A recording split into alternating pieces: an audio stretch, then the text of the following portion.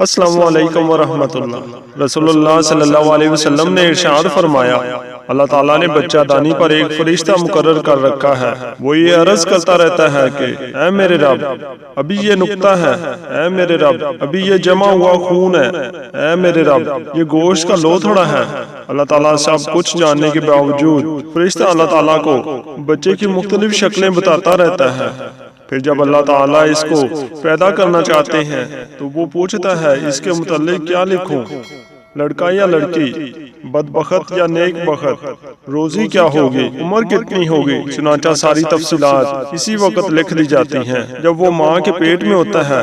اللہ کے نبی کی محفل لگی ہوتی ہے، دیوانے پروانے مستانے بیٹھے ہوتے ہیں کہ نبی مکرم صلی اللہ علیہ وسلم نے اپنے دیوانوں سے سوال کیا، اے صحابہ یہ بتاؤ عورت کے لیے سب سے بہترین چیز کون سی ہے؟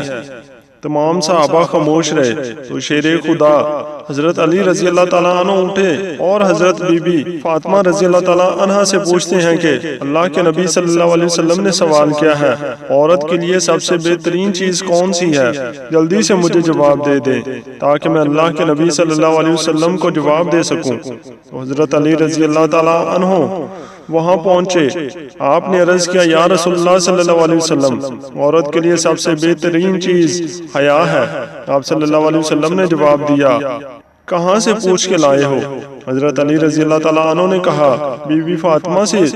تو اللہ کے نبی صلی اللہ علیہ وسلم نے فرمایا یقیناً یہ جواب فاطمہ ہی دے سکتی ہے۔ سرور کائنات صلی اللہ علیہ وسلم نے فرمایا جس مسلمان کے 3 بچے انتقال کر جائیں اللہ تعالیٰ ان بچوں پر فضل اور رحمت کرتے ہوئے ان دونوں کو جنت میں داخل فرمائے گا۔ صحابہ اکرام اجمعین نے عرض کی جس کے 2 بچے فوت ہو جائیں، نبی مکرم صلی اللہ علیہ وسلم نے یہی فرمایا اس کے لیے بھی یہی اجر ہے۔ پھر فرمایا جس کا 1 بچہ فوت ہو جائے تو آپ صلی اللہ علیہ وسلم نے فرمایا اس کے لیے بھی یہی اجر ہے۔